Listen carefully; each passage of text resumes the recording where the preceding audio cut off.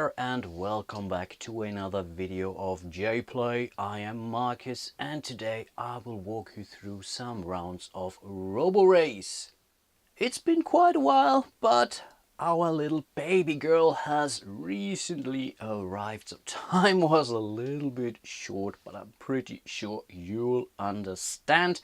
But here I am, ready to walk you through a new game, and again, this is about RoboRace. And in this game, you try to move your little robot meeple here around this racetrack. Several rounds, really depending on how many rounds you agree to play. I have set up the game for a two-player game and each of the players has to fulfill 2 actual rounds. I come to those little tokens here. I also explain you how you move your little meeple around the game board, because this is really a very nice mechanic. I like this game a lot. It was kind of a surprise hit for me from this year's Essen. It's from A Games, by the way, who were also responsible for Roma, which was also a pretty cool game, which I happened to do a walkthrough video in the past as well. But I think without further ado, we can already start playing this game. So here on the left-hand side of the table, we have the yellow player with his 6 action tokens. All the players starts with the very same action tokens. He also is the starting player, as you can see here by this little tool token. And here on the right hand side we have the blue player, and again all the players start the game with the same action tokens.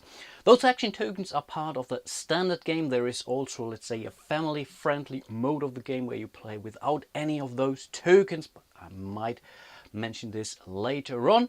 As part of setup, both players start the game with 2 of those RoboRace cards, which are those pretty much. Those are the 2 cards for the yellow player, and here we have the 2 cards for the blue player. As I mentioned, yellow goes first, so he wants to earn some movement points now in order to move his little robot meeple here around the track. For each point that he gains or makes now in his action phase, he will be allowed to move his little robot 1 space ahead. How do you gain movement points? Good that you ask. This is pretty simple. You have to cover up existing RoboRace cards that are already present here in the, let's say, general gaming area. This is also done as part of the setup, so totally random here. And when you cover up 1 robot, then you gain 1 movement points. If you happen to cover up 2 robots, you can get 2 movement points. If you cover up 3 robots, you gain 4 movement points, and if you cover up 4 robots, then you will be able to gain 7 movement points. And you always move the maximum amount of movement points. You cannot voluntarily say, hey, I have 4 movement points, but I want to stop here because this nice little course token is waiting there for me. No, this is not allowed. You always have to move to your limit. Okay, let's have a look at the cards of the yellow player here. Those are his starting cards, and normally you only make 1 or 2 movement points during your very first turn. It's very rare that you will make it to up to 4, and I think 3 is not possible in this setup here, unless you are using one of those action tokens right at the start of the game, which is really not recommended. Needless to say that you can only cover up robots with robots of the same color. Again, unless you're using one of your action tokens, but right now we are not doing that. So this seems like a very good candidate in order to gain some movement points. Here are some additional restrictions. If you only cover up, let's say, 1 robot, then it really doesn't matter how many cards you will cover up. So for example, I could move this card on top of this card, so red on red, and this would get me 1 movement point. Not really great. I can certainly do better. Here, for example, I already see 2 robots that could match, but here is one limitation. If I cover up 2 or more robots, then I have to cover at least 2 different cards. So I cannot place blue on blue and yellow on this card here, because this would cover up only 1 card. But here is something very similar. I still have blue and yellow, and here I would cover up 2 different cards, which is now a legal move. So I will place this card right here. This would gain me 2 movement points, which I score right away. 1, 2 movement points. This is already the end of the round. Last thing to do is to draw up to my hand limit of 2. There are some of those course tokens here that allow me to increase my hand size, but again the default value is a 2. Then it's the blue player, and those are his 2 action cards. Let's see. Green. No, I don't have green. This doesn't match. That's a problem, so I cannot use this card here. But I think I should be able to place this card here. So this is really very, very common that you normally should be able to place a card which gives you 2 movement points. So let's place this card right on top of those 2 cards. Again, we have this limitation. I have to cover up at least 2 different cards, but this gives the blue player also 2 movement points, and they end up on the same space. Right now, that's not a problem. There are also some of those course tokens available that can, let's say, move you ahead if you land on the same space as an opponent, but right now, that's not the case. Again, it's the yellow player. He could place this card here on top of those 2 cards, gaining 2 action movement points.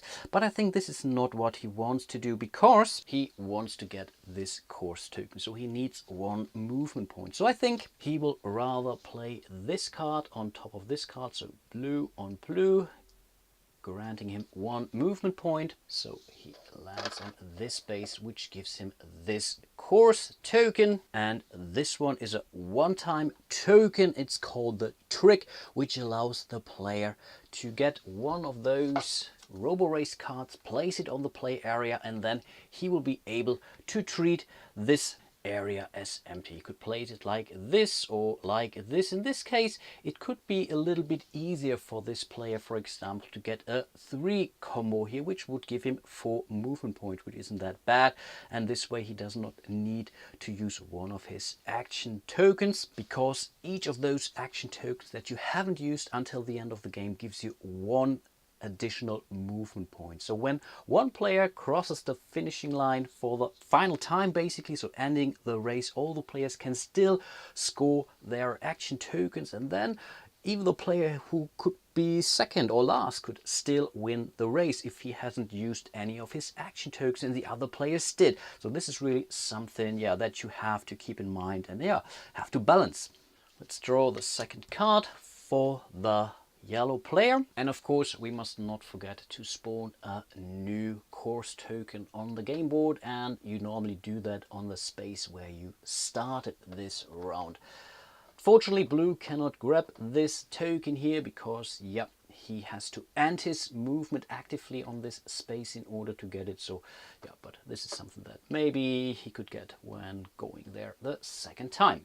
Then it's the blue player, and I think it's not looking good for him. So I think in this case we have to live with just 1 movement point as well. Unfortunately, doesn't get any bonus for that. So this is cool, but we cannot place it here.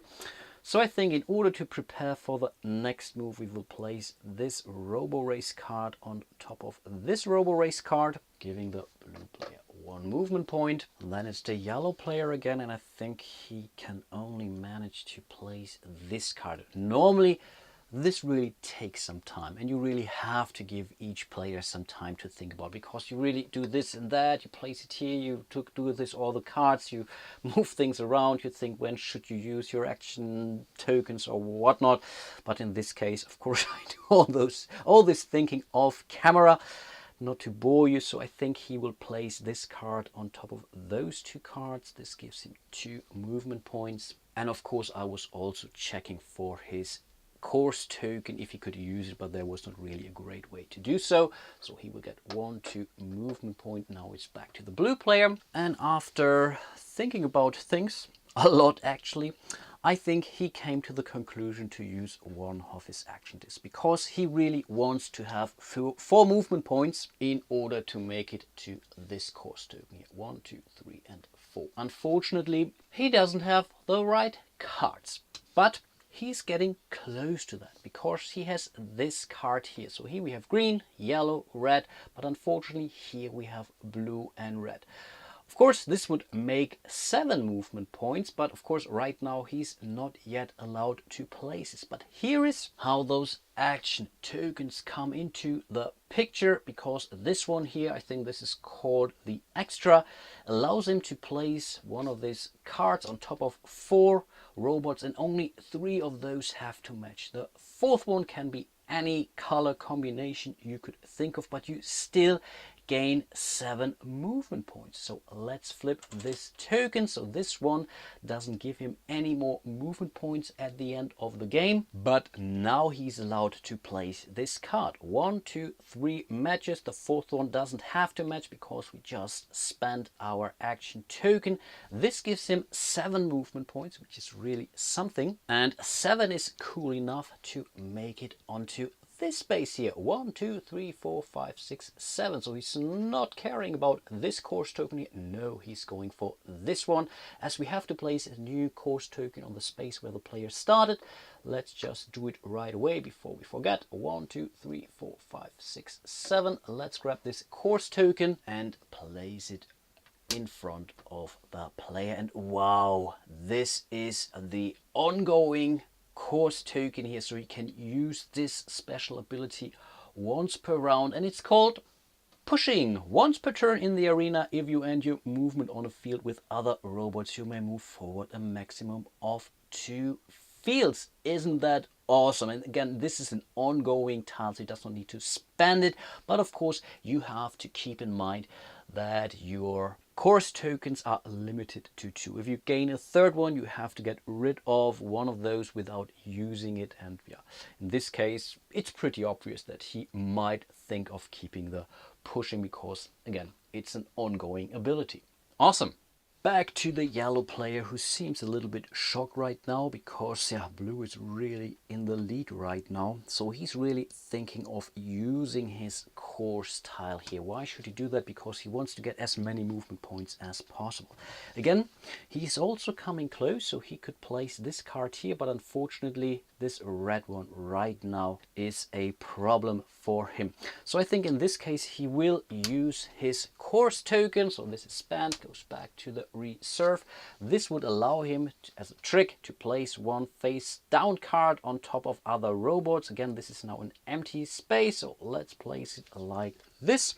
Now he can place those 2 and this, or those 2 green robots and this blue robots on top of those, and this gives the yellow player 4 movement points. Hooray! 1, 2, 3, 4. Of course he just lost his course token, but at least he's now coming closer to the blue player. He could have used one of his cards in order to get 2 of those and maybe go for this course token here, but I really wanted to show you how those course tokens work. And one thing to notice, you can only use those action tokens once per turn. So even though if you would have 2, of course only those one-time use tokens count, and you can also not use your action tokens in combination with a course token, only 1 course token per turn.